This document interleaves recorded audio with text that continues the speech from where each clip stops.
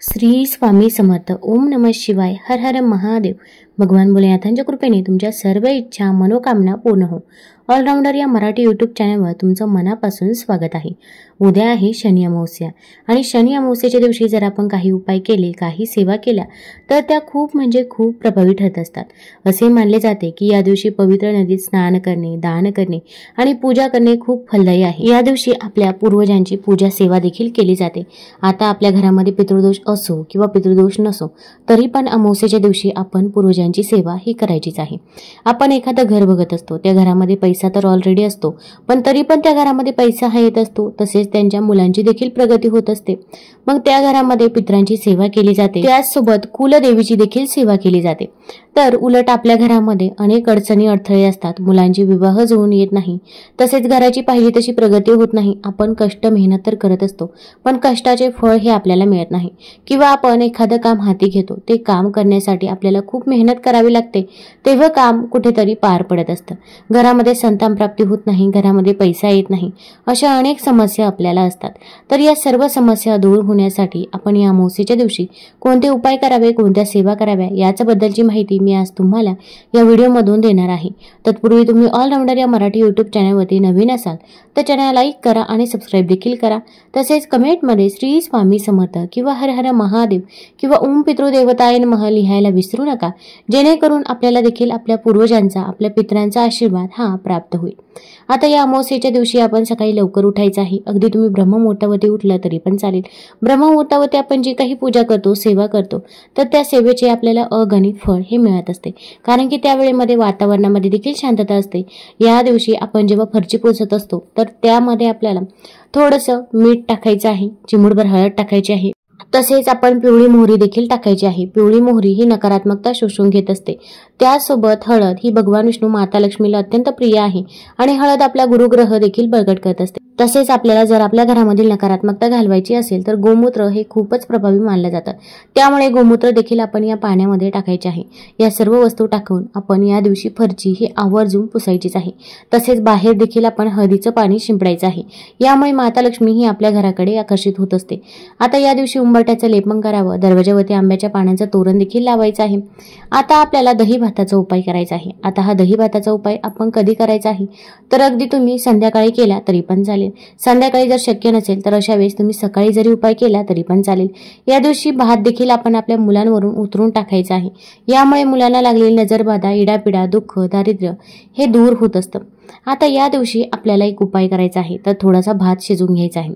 आता भात शिजवत असताना त्यामध्ये आपल्याला मीठ टाकायचं नाही, तर आपल्याला आळणी भात शिजवायचा आहे. भात थंड झाल्यानंतर आपण तो एखाद्या पत्रवाळीवरती किंवा एखाद्या कागदावरती काढायचा आहे. पत्रवाळीवरती किंवा कागदावरती काढल्यानंतर आपण त्या भातावरती आपण थोडंसं दही देखील टाकायचं आहे. दही नसेल तर दुधामध्ये थोडंसं लिंबू पिळून दही तयार करा आणि ते 2 चमचे दही आपण त्या भातावरती टाकायचं आहे. आता हा भात घेऊन आपण घराच्या चारही कोपऱ्यामध्ये टाकायचा आहे. यामुळे आपल्या घराला जी काही नकारात्मकता, नजरबाधा झाली असते तर ती दूर होत असते. आता हा भात जेव्हा आपण घरामध्ये टाकत असतो तेव्हा आपण ज्या पण देवताला मानता त्या देवतेचं स्मरण करायचं आहे. मग तुम्ही अगदी श्री स्वामी समर्थ, श्री स्वामी समर्थ किंवा ओम महालक्ष्मी नमः, ओम महालक्ष्मी नमः यापैकी कोणत्याही मंत्राचा जप केला तरी पण चालेल. आणि आपल्या मनामध्ये भाव देखील पाहिजे की माझ्या घरामध्ये जी काही नकारात्मकता आहे तर ती आता दूर होणार आहे आणि माझ्या घरामध्ये सकारात्मक ऊर्जेचा संचार होणार आहे. तर हा भात आपण घरातील चारही कोपऱ्यामध्ये टाकायचा आहे. तसेच सर्वात महत्त्वाचं म्हणजे आपल्या घरामध्ये जो आग्नेय कोपरा आहे तर त्या कोपऱ्यामध्ये देखील आपण टाकायचा आहे. अगदी आपल्या घरामध्ये वास्तुदोष असेल, पितृदोष असेल किंवा इतरही कोणते दोष असतील की ज्यामुळे आपल्या घराची प्रगती होत नसेल तर ती प्रगती होण्यास आपली नक्कीच सुरुवात होईल. कारण की जेव्हा आपण घरामध्ये अमावस्येच्या दिवशी असा भात टाकतो तेव्हा ज्या काही नकारात्मक शक्ती असतात तर त्या या तृप्त होत असतात आणि आपल्या आयुष्यातील नकारात्मकता, इडापिडा ही निघून जात असते. त्यामुळे अगदी प्रत्येक अमावस्येला तुम्ही अशा प्रकारे घरामध्ये दही भात हा आवर्जून ठेवायचा आहे. तसेच आता हा दही भात केव्हा उचलायचा तर दुसऱ्या दिवशी सकाळी उठल्यानंतर हा दही भात आपण चारही कोपऱ्यामधून उचलायचा आहे आणि तुम्ही तो वाहत्या पाण्यामध्ये प्रवाहित करायचा आहे. त्यानंतर या दिवशी दही भात आपण आपल्या मुख्य दरवाजावरून देखील उतरवायचा आहे. मुख्य दरवाजावरून उतरवत असताना आपण म्हणायचं आहे, माझ्या घराला जी काही नजरबाधा झालेली असेल, इडापिडा, दुःख, दारिद्र्य, गरिबी, संकटे, अडचणी, अडथळे माझ्या घराच्या मागे असतील तर ते पूर्णतः दूर होऊ दे. यानंतर हा भात आपण घराबाहेर घेऊन जायचा आहे आणि एखाद्या ठिकाणी अशा ठिकाणी ठिकाणी हा भात ठेवायचा आहे की जिथे एखादा पक्षी असेल, प्राणी असेल, हा भात खाऊन जाईल अशा पद्धतीने आपण हा भात ठेवावा। यामुळे देखील आपल्या घराला लागलेली नजरबाधा ही दूर होत असते। तसेच मुलांवरून देखील असा दही भात आपण या दिवशी उतरवायचा आहे। मुलांना पाटावरती किंवा चौरंगावरती बसवायचं आहे। फक्त बसवताना पूर्वेकडे किंवा पश्चिमेकडे तोंड करून बसवावं। फक्त दक्षिण दिशेकडे तोंड येणार नाही याची आपण काळजी घ्यायची आहे। अगदी आपला लहान बाळ असो किंवा मोठा मुलगा असो किंवा मुलगी असो, प्रत्येकावरून तुम्ही हा भात नक्कीच उतरून टाकू शकता। भात उतरत असताना म्हणायचं आहे, माझ्या मुलाला जी काही नजरबाधा झाली असेल, इडापिडा, दुःख, दारिद्र्य, गरिबी, संकटे, अडचणी, अडथळे माझ्या मुलाच्या मागे असतील तर ते पूर्णतः दूर होते। आणि यानंतर हा भात घेऊन आपण छतावरती किंवा घराच्या बाहेर ठेवायचा आहे। जिथे पण पशुपक्षी हा भात खाऊन जाईल अशा ठिकाणी हा भात ठेवा। एखाद्या झाडाखाली ठेवला तरी पण चालेल। त्यानंतर आता आपल्याला आपल्या पितरांसाठी देखील सेवा करणे तितकेच गरजेचे आहे। तर आपण थोडासा भात घ्यायचा आहे, त्यावरती दही टाकायचं आहे आणि आता त्यावरती थोडेसे काळे तीळ टाकायचे आहे। आता काळे तीळ हे आपल्या पूर्वजांना, पितरांना समर्पित असतात, हे सर्वांनाच माहीत आहे। त्यावरती थोडंसं हळदी कुंकू टाकावं आणि हा भात घेऊन आपल्या घरामध्ये जी पण दक्षिण दिशा आहे तर त्या दक्षिण दिशेला आपण जायचं आहे। आता दक्षिण दिशेकडे आपण एक दिवा देखील प्रज्वलित करायचा आहे। एक प्लेट घ्यायची आहे, प्लेटमध्ये कुंकवाने स्वस्तिक काढायचं आहे। कुंकवामध्ये गुलाबजल किंवा गंगाजल टाकावं। ओल्या कुंकवाने प्लेटमध्ये स्वस्तिक काढायचं आहे। स्वस्तिक हे शुभतेचं आणि मांगल्याचं प्रतीक समजलं जातं। जिथे स्वस्तिक काढलं जातं तिथे नेहमी शुभ कामे ही होत असतात। त्या स्वस्तिकवरती थोड्याशा अखंड अक्षता अर्पण करायचे आहे आणि त्यावरती मातीची पंथी किंवा कणकेचा दिवा ठेवायचा आहे। आता जर तुम्ही एकमुखी दिवा लावणार असाल तर त्याची वात ही दक्षिण दिशेला पाहिजे किंवा अगदी तुम्ही चौमुखी दिवा देखील प्रज्वलित करू शकता।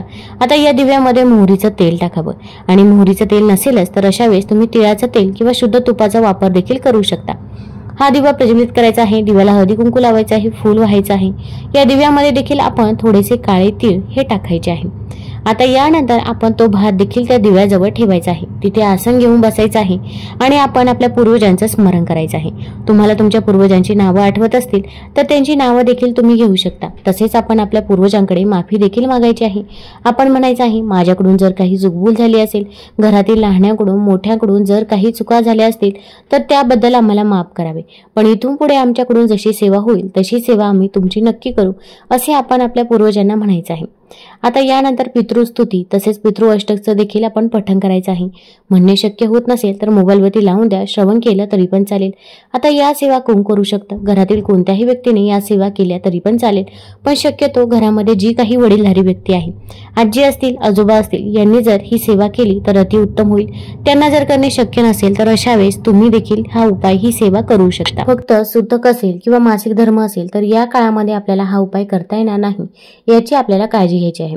आता हा भात कुठे ठेवायचा आहे तर आपण अंघोळीच्या बाथरूम मध्ये जायचं आहे आणि अंघोळीच्या बाथरूम मध्ये खिडकी असेल तर तिथे आपण हा भात ठेवायचा आहे। आता इथे देखील आपल्या पूर्वजांचा वास असतो, म्हणून अंघोळीच्या बाथरूम मध्ये जिथे खिडकी आहे तिथे आपण भात ठेवावा किंवा खाली ठेवला तरी पण चालेल। अंघोळीचं बाथरूम हे कोरडं असावं याची काळजी घ्यायची आहे। तसेच हा भात ठेवल्यानंतर बाथरूम मध्ये कोणीही जाणार नाही हे आपण लक्षात ठेवायचं आहे। तसे जेव्हा आपण उपाय करत असतो तेव्हा आपल्याला मध्ये कोणी रोखणार नाही, टोकणार नाही याची देखील काळजी घ्यावी। कारण की भरपूर वेळा घरामध्ये लहान मुलं असतात आणि ती सारखी विचारत असतात, त्यामुळे त्यांना तुम्ही अगोदरच सांगून ठेवायचं आहे। आणि जे काही बाहेरची व्यक्ती आहे तर त्यांना आपण जो काही उपाय करत आहोत त्याबद्दल सांगायचं नाही। कारण की प्रत्येक व्यक्तीला आपल्याबद्दल, आपल्या मुलांबद्दल चांगलेच वाटते असे नाही, उलट त्यांच्यामुळे आपल्या घरामध्ये देखील नकारात्मकता ही येत असते। त्यामुळे कुणालाही न सांगता गुपचूप जर आपण हा उपाय केला तर हा उपाय नक्की सफल हा ठरत असतो। आता यानंतर आपण बाथरूमचा दरवाजा बंद करायचा आहे आणि संध्याकाळी झोपी जायचं आहे। आता दुसऱ्या दिवशी सकाळी उठल्यानंतर म्हणजेच रविवारी सकाळी उठल्यावरती पहिल्यांदा अंघोळीच्या बाथरूम मध्ये जायचं आहे आणि तो भात आपण उचलायचा आहे, घराच्या बाहेर जायचं आहे आणि एखाद्या रिकाम्या ठिकाणी हा भात ठेवायचा आहे। झाडाखाली ठेवू शकता किंवा एखादी रिकामी जागा असेल जिथे पशुपक्षी हा भात खाऊन जातील अशा पद्धतीने आपण हा भात ठेवायचा आहे। आता भात ठेवायला जातो तेव्हा देखील कुणासोबत बोलू नये, भात ठेवून येतो तेव्हा देखील कुणासोबतही बोलायचं नाही। तसेच भात ठेवल्यानंतर आपण मागे वळून देखील बघायचं नाही। आल्यानंतर हातपाय स्वच्छ धुवायचे आहे आणि त्यानंतर तुमची जी काही कामे आहे तर ती कामे तुम्ही करू शकता। तसेच या अमावस्येच्या दिवशी तुम्ही आणखीन एक उपाय करायचा आहे। आपण जर माड भरून ठेवत असाल तर त्यातील पाणी घ्यायचं आहे किंवा हंड्यातील पाणी घ्यायचं आहे शुद्ध जल घ्यायचं आहे, त्यामध्ये 2 थेंब गंगाजल टाका आणि हे पाणी आपण उंबरठ्यावरती शिंपडायचं आहे. उंबरठ्याच्या दोन्ही साईडनं हे पाणी शिंपडायचं आहे, कारण की अमावस्येच्या दिवशी आपले पूर्वज हे पृथ्वीवरती येत असतात आणि आपल्या उंबरठ्याजवळ येऊन ते थांबतात आणि जर आपण तिथे पाणी शिंपडलं तर त्यांचा आत्मा हा तृप्त होत असतो आणि ते आपल्याला शुभ आशीर्वाद देत असतात. त्यामुळे अमावस्येच्या दिवशी तुम्ही उंबरठ्याजवळ पाणी हे आवर्जून शिंपडायचं आहे. पाणी शिंपडत असताना आपण आपल्या पूर्वजांचे स्मरण देखील करायचं आहे. तसेच आपल्या पूर्वजांना मोक्ष प्राप्त व्हावा, त्यांच्या आत्म्याला शांती मिळावी यासाठी देखील आपण प्रार्थना करायची आहे. तुम्हाला जर हा व्हिडिओ आवडला असेल तर आपल्या ऑलराऊंडर या चॅनलला लाईक करा, सबस्क्राईब करा. धन्यवाद.